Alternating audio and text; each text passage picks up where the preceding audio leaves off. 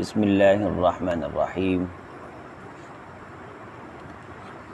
وجعلناہم ائمۃ یہدون بامرنا واوحینا الیہم فعل الخیرات واقام الصلاة وایتاء الزکاة وکانوا لنا عابدین۔ اور ہم نے ابراہیم علیہ السلام کی نسل میں سے ائمہ وہ بنائے، یہدون بامرنا وہ ہمارے احکامات کے ساتھ رہنمائی کرتے، رہبری کرتے، وَأَوْحَيْنَا إِلَيْهِمْ فِعْلَ الْخَيْرَاتِ اور ہم نے ان کی طرف وحی کی خیر والے افعال کرنے کی، نماز قائم کرنے کی، زکوٰۃ دینے کی، وَكَانُوا لَنَا عَابِدِينَ اور یہ سارے ہمارے لیے بندگی کرنے والے تھے، ہمارے بندے تھے۔ تو یہاں اللہ تعالیٰ نے بندے کی تعریف بیان فرمائی ہے کہ بندہ کسے کہا جاتا ہے، عبد کسے کہا جاتا ہے۔ یہ کہ اگر صاحب نصاب ہے، زکوٰۃ دیتا ہے، نماز کی پابندی کرتا ہے، خیر والے کام کرتا ہے اور اللہ تعالیٰ کے احکامات جو ہیں وحی کی روشنی میں قرآن مجید ہے اور حضرت رسول اللہ صلی اللہ علیہ وسلم کے فرمودات ہیں، ان کی روشنی میں جو بھی ذمہ داری لگتی ہے نہ اسے زیادہ کرتا ہے نہ کم کرتا ہے۔ نبی صلی اللہ علیہ وسلم نے خواب کے اندر اللہ تعالیٰ کو دیکھا ہے۔ یہ اہل السنہ والجماعہ کا عقیدہ ہے کہ سچ مچ میں نہیں دیکھا تو خواب میں دیکھا ہے۔ آپ صلی اللہ علیہ وسلم نے فرمایا میں نے خواب میں اللہ تعالیٰ کو خوبصورت شکل میں دیکھا، اور جب میں نے اللہ تعالیٰ کو دیکھا خوبصورت شکل میں تو اللہ تعالیٰ نے میرے کمر پہ ہاتھ پھیرا تو میں نے اس کی ٹھنڈک محسوس کی، اور تجلی علی العبر میرے لیے کچھ حقیقتیں روشن ہوئیں۔ تو جب میرے لیے کچھ روشنیاں ہوئیں تو میں نے دیکھا کہ کچھ فرشتے جھگڑ رہے ہیں، لڑائیاں کر رہے ہیں فرشتے، کسی چیز کی طرف لپکتے ہیں اور پھر اس کو پکڑنے میں وہ لڑائی کرتے ہیں، یہ کہتا ہے کہ میں لے لوں، دوسرا کہتا ہے میں لے لوں۔ تو جب میرے لیے وہ حقیقت روشن ہوئی تو اللہ تعالیٰ نے مجھ سے یہ پوچھا فیما یختصم الملأ الاعلی یا محمد صلی اللہ علیہ وسلم، اے محمد صلی اللہ علیہ وسلم یہ فرشتے کس چیز کے بارے جھگڑا کر رہے ہیں؟ تو میں نے کہا اے اللہ مجھے علم نہیں ہے۔ تو اللہ تعالیٰ نے پھر ہاتھ پھیرا تو یہ حقیقت بھی میرے لیے روشن ہو گئی۔ تو میں نے پھر اللہ تعالیٰ کو بتلایا کہ اللہ یہ کفارات کے بارے جھگڑا کرتے ہیں اور دراجات کے بارے جھگڑا کرتے ہیں۔ پھر اللہ نے پوچھا مل کفارات و مد دراجات، کفارات کیا ہیں، دراجات کیا ہیں؟ تو میں نے کہا اللہ مجھے علم نہیں ہے۔ تو فرمایا کہ میرے محمد صلی اللہ علیہ وسلم 3 چیزیں کفارات ہیں اور 3 چیزیں دراجات ہیں۔ ان میں سے اللہ تعالیٰ نے جو چیزیں بیان فرمائیں ایک تو یہ تھا کہ ناگواری کے باوجود وضو کرنا۔ صبح جب آپ اٹھتے ہیں نیند غالب ہوتی ہے تو جی نہیں کرتا، اور اندھیرے میں مسجدوں کی طرف قدم اٹھانا، بشر المشائین، بشر النور المشائین الی المساجد۔ وہ لوگ جو اندھیرے میں مسجد کی طرف آتے ہیں انہیں کیا معلوم کہ وہ کتنی روشنی پا رہے ہیں، اور اس میں مسجد کی طرف قدم اٹھانا، نرم کلام کرنا، یہ 6 چیزوں کا تفصیلی طور پہ تذکرہ ہے۔ اور آخر میں ایک دعا ہے، رسول اللہ صلی اللہ علیہ وسلم نے فرمایا کہ پھر میرے اللہ نے مجھے ایک دعا سکھلائی اور فرمایا کہ اے میرے محمد تو یہ دعا پڑھا کر صلی اللہ علیہ وسلم۔ اس میں یہ الفاظ ہیں فعل الخیرات کے، قرآن مجید میں یہاں ہیں اور دوسرا اس دعا میں ہے جو اللہ نے سکھلائی ہے۔ یہ اتنا بڑا جملہ ہے کہ اللہ سے یہ درخواست کرنا کہ اللہ مجھے خیر کا کام کرنے کی توفیق دے، میرے سے خیر ہی نکلے، شر سے بچانا مجھے، میرے ذریعے سے فساد نہ پھیلے، میرے ذریعے سے کسی کا نقصان نہ ہو، میرے ذریعے سے برائی نہ پھیلے۔ کہتے ہیں کہ کوشش کرو کہ تمہارے ذریعے سے کوئی برائی پہ نہ لگ جائے، تم نیکی کی موت بھی مر گئے، وہ گلے کا پھندا بنا رہے گا۔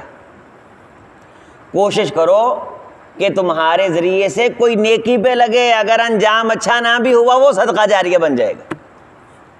بہت سارے لوگ ایسے ہوتے ہیں جو انجام کے اعتبار سے ہمیں اچھے نظر نہیں آتے، لیکن وہ چھپ کر کے ایسا صدقہ جاریہ کر جاتے ہیں کہ اللہ تعالیٰ ان کے لیے وہ آگے بڑھنے کا ذریعہ اور سبب بنا دیتے ہیں۔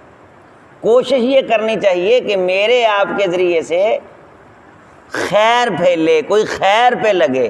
تو وہاں یہ ہے کہ رسول اللہ صلی اللہ علیہ وسلم نے فرمایا کہ میرے اللہ نے مجھے خود یہ دعا سکھلائی، اے میرے محمد یہ پڑھا کر، اللہم انی اسألک فعل الخیرات، اللہم انی اسألک فعل الخیرات وترک المنکرات وحب المساکین وإن أردت فتنة في الناس فتوفنی غیر مفتون، او کما قال علیہ الصلوۃ والسلام۔ اے اللہ میں تجھ سے خیر کے کام کرنے کی اپیل اور درخواست کرتا ہوں،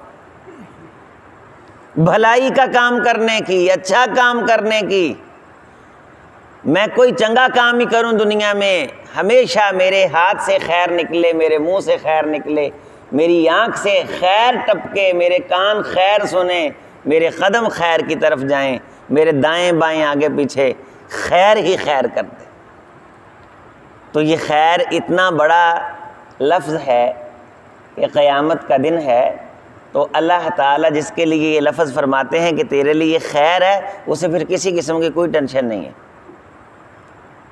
آپ صلی اللہ علیہ وسلم فرمایا کرتے تھے لا خیر الا خیرک ولا طیر الا طیرک، اللہ کوئی خیر نہیں، خیر وہی ہے جو تیری طرف سے ہو، تیری طرف سے خیر آئے تو وہ خیر ہے، کوئی بدشگونی نہیں کسی قسم کی۔ اگر تو چاہے گا تو برا ہوگا۔ یہ سفر کا مہینہ شروع ہونے والا ہے نا، تو سفر کے مہینے میں بڑی خرافات ہیں، بعض بدعقیدہ لوگ، ہمارے اہل اس گھروں میں کم ہے، نہ ہونے کے برابر ہے، لیکن جو بریلوی مکتبہ فکر ہے وہاں تو اللہ کی ذات معاف ہے، پوری پوری کہانیاں ہیں، بڑی بڑی لمبی چوڑی تفصیلات ہیں۔ پھر جناب علی وہ کیا کیا کھیکھن کرتے ہیں، سفید چنے ہیں، کالے چنے ہیں، مسور کی دال ہے، مونگی کی دال ہے، یہ جی فلاں نماز ہے، یہ جی بدھ کے دن تم نے جا کے فلاں جگہ نہانا ہے، پہلے 13 دن نئے جوڑے کو آپس میں قریب نہیں جانے دینا، نئی شادی نہیں کرنی، رشتہ نہیں کرنا، اگر شادی کر لی تو جناب علی رشتہ ٹوٹ جائے گا، اگر رشتہ ہو گیا تو جناب علی طلاقیں ہو جائیں گی، اگر طلاقیں نہ ہوئی تو بچہ نہیں ہوگا، بچہ ہو گیا تو مر جائے گا، اگر مرا نہ تو نافرمان نکلے گا، نافرمان نہ نکلا اس کا کاروبار نہیں چلے گا۔ کس مہینے میں؟ سفر کے مہینے میں۔ یہ منحوس ہے اس لیے کہ اس میں حضرت حسن علیہ الصلوۃ والسلام کی وفات ہوئی تھی، بھی کسی نہ کسی مہینے میں کوئی نہ کوئی شخص تو فوت ہوا ہے۔ ربیع الاول میں رسول اللہ کی وفات ہوئی ہے، پھر اس لیے بھی لوگ کہہ دیں گے کہ یہ مہینہ بھی ٹھیک نہیں ہے۔ ذی الحجہ کے اندر حضرت عمر فاروق رضی اللہ تعالیٰ عنہ کی وفات ہوئی ہے، رمضان کے اندر حضرت علی رضی اللہ تعالیٰ عنہ کی وفات ہوئی ہے، جمادی الاولیٰ میں ابوبکر صدیق رضی اللہ تعالیٰ عنہ کی وفات ہوئی۔ تو کسی نہ کسی مہینے میں کوئی نہ کوئی تو کیا، یہ خرافات ہیں، ان کے رد کو کہا گیا ہے وترک المنکرات۔ جتنے منکرات ہیں ان کو چھوڑنے کا سوال کرتا ہوں، نافرمانیوں کو، معصیتوں کو۔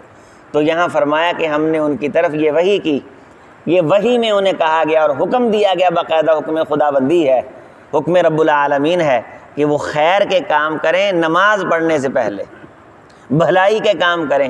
تو بھلائی والی سوچ ہو، فکر اچھی ہو، انسان خیر کا دل کے اندر ارادہ رکھتا ہو، جاتے جاتے کسی کا سنوار دیں، کوئی چیز نہیں لے کے جانی میں نے اپنے ساتھ، کسی نہ کسی کو کسی نہ کسی مقام پہ پہنچانے میں اپنا کردار ادا کر جائیں، واللہ العظیم اللہ قیامت کے دن خوش ہو جائیں گے، اللہ اپنی شان کے مطابق آگے لے کے جائیں گے۔ اس کی شان بہت ہے، اور جو اس نے کل قیامت کے دن کے مقامات رکھے ہیں وہ مقامات بڑے ہیں۔ پھر آگے فرمایا وَلُوطًا آتَيْنَاهُ حُكْمًا وَعِلْمًا، اور لوط علیہ السلام کو ہم نے، یہ حضرت ابراہیم علیہ السلام کے دور میں ہوئے، رشتے میں بھتیجے بھانجے لگتے ہیں، یہ روایات میں جو آتا ہے، کہا جاتا ہے ابراہیم علیہ السلام کے۔ اور یہ حضرت ابراہیم علیہ السلام جب کار نبوت اللہ تعالیٰ عطا کر چکے تھے تو اسی وقت ایک بستی میں یہ بھی نبی تھے، انہی کی موجودگی میں، حضرت ابراہیم علیہ السلام کی موجودگی میں جب فرشتوں نے آ کے خوشخبری دی ہے تو ان سے ابراہیم علیہ السلام نے پوچھا کہ تم نے کہاں کا ارادہ کیا ہوا ہے؟ وہ کہنے لگے آپ کے بعد ہم حضرت لوط علیہ السلام کے پاس جا رہے ہیں۔ اب میں نے ایک دن یہ لفظ بولا تھا کہ لوگوں نے اصطلاحات بگاڑ دی ہیں، لوگوں نے اصطلاحات بگاڑ دی ہیں، اچھے لفظوں کو بگاڑ دیا، بڑا استاد ہے، اب استاد لفظ کتنا اچھا ہے۔ پھر میں نے یہ لفظ آپ کے سامنے رکھا تھا کہ بزرگ لوگ بچی کہا کرتے تھے، یہ میری بچی ہے۔ اب کالج یونیورسٹی کے لوگوں نے یہ لفظ، اس کا پس منظر غلط کر دیا، خراب کر دیا، لفظ بگاڑ دیا۔ بڑا سیاستدان ہے، لفظ سیاست کو گالی بنا دیا، جبکہ نبی صلی اللہ علیہ وسلم نے فرمایا تسوسہم الانبیاء، سب سے پہلے سیاست انبیاء نے کی ہے۔ جیسے ہم نعرہ لگاتے ہیں معاویہ کی سیاست زندہ باد، لیکن جب لفظ سیاست کو گالی بنا دیا گیا، اسی طرح اصطلاحات کے پس منظر الحرب الاصطلاحیہ، اصطلاحات کی جنگ میں لفظوں کا پس منظر بدل دیا گیا۔ اسی طرح حضرت لوط علیہ السلام کا جب نام لیا جاتا ہے تو فوری طور پہ ایک عجیب قسم کی سوچ جو ہے وہ معاشرے کے ذہن میں آنے لگ جاتی ہے، جبکہ وہ جیسے ہم کہتے ہیں لوطی، وہ صدومی ہوتے ہیں، وہ قوم صدوم ہے۔ اور حضرت لوط علیہ السلام کا نام رکھنا یہ پوری دنیا میں نعوذ باللہ گناہ سمجھا جا رہا ہے، پس منظر تبدیل کر دیا گیا۔ کس نبی کی قوم کے اندر خرابیاں نہیں رہیں؟ کیا ان خرابیوں کی نسبت اس نبی کی طرف کر دی جائے گی؟ کس نبی کی قوم غرق نہیں ہوئی؟ کیا حضرت شعیب علیہ السلام کی قوم غرق نہیں ہوئی؟ اسی طرح حضرت ہود علیہ السلام کی، حضرت صالح علیہ السلام کی۔ شام کے بعض علاقوں میں تو یہ نام ملتا ہے محققین میں سے، لیکن ہمارے ہاں اللہ کی ذات معاف فرمائے، استغفر اللہ العظیم الذی لا الہ الا هو الحی القیوم واتوب الیہ۔ ہمارے ایک ادھر میاں چنو میں پروفیسر تھا، وہ اکثر کہا کرتا تھا کہ یہ سارے لوط علیہ السلام کے شاگرد بیٹھے ہیں۔ نعوذ باللہ وہ غلط تصور کے ساتھ یہ بات، میں نے کہا سر آپ کو پتہ نہیں آپ کتنا بڑا گناہ کر رہے ہیں، آپ کتنا بڑا جرم کر رہے ہیں۔ اب یہ الفاظ سمجھانا، میرے بھائی میرے عزیز، یہ ہمارا دینی فریضہ ہے۔ میں واللہ العظیم قرآن سامنے رکھ کے کہہ رہا ہوں، اگر کسی سے حضرت لوط علیہ السلام کی توہین ہو گئی، وللہ العظیم بالاتفاق وہ اسلام سے خارج ہو گیا۔ جس شخص سے حضرت لوط علیہ السلام کی توہین ہو گئی وہ اسلام سے خارج ہو گیا۔ اگر قوم کا بیڑا غرق ہے تو نبی کی توہین کیوں؟ اس غلط کاری کی نبی کی طرف نسبت کیوں؟ یہ بہت بڑا افسوس کا مقام ہے کہ ہمارے معاشرے میں جب اصطلاحات بولی جاتی ہیں تو حضرت کے پاک نام کو استعمال کیا جاتا ہے، جو رب کا نبی ہے، جس پہ وحی آتی ہے، جس کو اللہ تعالی نے چن لیا اور فرمایا کہ ہم نے کیا کیا اوپر دونوں کو۔ اب ابراہیم علیہ السلام کا کتنا بڑا مقام ہے، جس ابراہیم کے ہوتے ہوئے جس نبی کی نبوت چل رہی ہے اور اس پہ وہی فرشتے لے کے آ رہے ہیں، وہ کتنا عظیم الشان نبی ہوگا۔ اس کے صبر، اس کے حوصلے، فرمایا کہ وَنَجَّيْنَاهُ وَلُوطًا، ہم نے ابراہیم کو نجات دی اور ساتھ لوط کو نجات، ساتھ تذکرہ فرمایا۔ کہاں؟ إِلَى الْأَرْضِ الَّتِي بَارَكْنَا فِيهَا لِلْعَالَمِينَ، اس بابرکت زمین کی طرف جو جہان والوں کے لیے برکت بنا دی گئی تھی۔ دونوں کو ایک مقام شان اس آیت طیبہ میں اللہ تعالیٰ نے بیان فرمایا۔ فرمایا کہ ہم نے ان کو حکمت عطا کی، حکمن، شریعت اور اتھارٹی عطا کی حضرت لوط علیہ السلام، شریعت اور اتھارٹی عطا کی، حکم لگانے کی اتھارٹی دی، یعنی مور لگاتے تھے، باقاعدہ احکام دیتے تھے اور اپنی قوم کو وہ ذمہ داریاں سونپتے تھے۔ وہ مستقل اللہ کے نبی تھے، وہ اللہ کے عظیم پیغمبروں میں سے عظیم پیغمبر تھے حضرت سیدنا لوط علیہ السلام۔ اس لفظ کو محبت سے یہ تصور کس طرح ہم نکال سکیں گے کہ ایک شخص، ہم تو یہ کہتے ہیں کہ مجرم سے نفرت نہیں، جرم سے نفرت۔ ایک عام شخص وہ جرم کرتا ہے، ہم یہ کہتے ہیں اس سے نفرت نہیں، اس جرم سے نفرت ہے۔ ایک نبی کی قوم وہ غلط کاری کے اندر مبتلا ہے، اس لفظ، اس نبی کے مقدس نام کو رولا جائے۔ لا شعوری طور پہ وہ قوم صدوم تھی، آپ صدومی کہہ کے اپنا غصہ نکالیں، اس طرف آپ نسبت کریں۔ صدومی تھے سارے کے سارے جن کو اللہ تعالیٰ نے تباہ کیا، جن کا اللہ تعالیٰ نے بیڑا غرق کیا۔ علل اعلان، برائی کرنے والے علل اعلان۔ اور نبی صلی اللہ علیہ وسلم نے فرمایا کہ قرب قیامت بھی ایسا ہو جائے گا کہ قیامت قائم نہیں ہوگی کہ علل اعلان لوگ برائیوں پہ اتر آئیں گے، علل اعلان رستوں میں۔ فرمایا کہ ہم نے حکمت عطا کی وعلمًا، اور علم عطا فرمایا، وَنَجَّيْنَاهُ مِنَ الْقَرْيَةِ الَّتِي كَانَتْ تَعْمَلُ الْخَبَائِثَ، اور ہم نے اپنے اس پیغمبر کو اس بستی سے نجات عطا فرما دی جس بستی میں رہنے والے لوگ غلط کاموں کے اندر مبتلا تھے۔ اِنَّهُمْ كَانُوا قَوْمَ سَوْءٍ فَاسِقِينَ، وہ برے لوگ تھے، فاسق تھے۔ اب اللہ تعالیٰ نے اتنا، یعنی اللہ کو غصہ آتا ہے، اتنے لفظ کہہ کے اللہ تعالیٰ نے مقدمہ مکمل کر دیا۔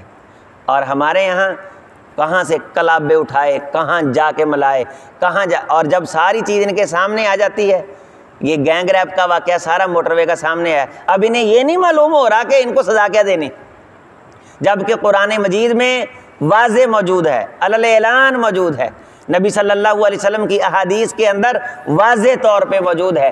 اگر خواتین کی عزتیں محفوظ کرنی ہیں تو پھر نمبر ایک تھوڑی بہت ٹریننگ ان کے لیے بڑی ضروری ہے۔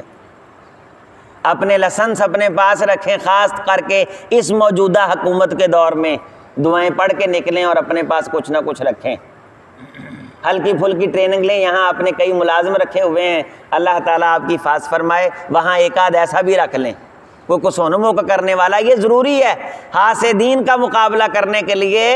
جہاں آپ نے اللہ تعالیٰ سے دعائیں مانگنی ہیں وہاں ظاہری اسباب بڑے ضروری ہیں، کہ آپ نے سیکورٹی گارڈ رکھے ہوئے ہیں، یہ کوئی توکل کے خلاف نہیں ہے۔ آپ ہلکی پھلکی ٹریننگ لے کے قانونی طور پہ اپنا جائز اسلحہ لے کے ایسی چیز اپنے ساتھ ضرور رکھیں۔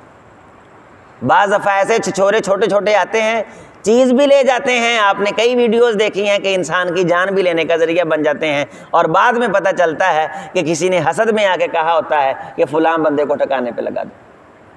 اپنی جان کی حفاظت کرنا یہ افضل ترین جہاد ہے، اور ہاتھ پھینک کر کے مر جانا اسے اللہ تعالیٰ نے پسند نہیں فرمایا۔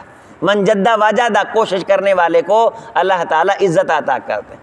آیت الکرسی پڑھ کے نکلیں، ہمیشہ پھونک ماریں اپنے گھر کو ایمان کے ساتھ، اور پھر اپنی حفاظت کے لیے انتظامات کریں۔ میں نے کہا خاص طور پہ اس حکومت کے دور میں کسی بندے بیچارے کو پتہ نہیں چلتا، کوئی تھانے کچہری میں بات نہیں سنتا، بندے کی آتما رول کے رکھ دیتے ہیں، نسلیں رل جاتی ہیں، بندے قتل ہو جاتے ہیں، مر جاتے ہیں، عزتیں لٹ جاتی ہیں، اور اس کے اوپر اتنے سوال کھڑے کر دیتے ہیں کہ وہ بیچارہ ایک تو گھر پر معاشی طور پہ تباہ ہو جاتا ہے، دوسرا اخلاقی طور پہ اس کے پاس کچھ نہیں رہتا۔ وَأَدْخَلْنَاهُ فِي رَحْمَتِنَا، یہ آیت سنیں، اور ہم نے اس کو داخل کیا اپنی رحمتوں میں۔ إِنَّهُ كَانَ مِنَ الصَّالِحِينَ، وہ تھا ہی صالحین میں سے، میرا پیغمبر، میرا نبی یہ تھا ہی، حضرت لوط علیہ السلام تھا، کانا تھا ہی، کانا تھا، اس لیے آتا استمرار کے لیے آتا ہے، وہ تھا ہی نیکوکاروں میں سے، جیسے شیطان کے بارے آتا نا کانا من الکافرین، تھا ہی کافروں میں سے، تو اس کے مقابلے میں آتا ہے نیکوکار، ازل سے نیک، جب سے اللہ نے یہ خمیر اٹھائے تب سے یہ خمیر نیک تھے، ان خمیروں میں نیکی تھی، اسی لیے ان خمیروں سے بننے والے لوگوں کو اللہ نے کار نبوت کے لیے چن لیا۔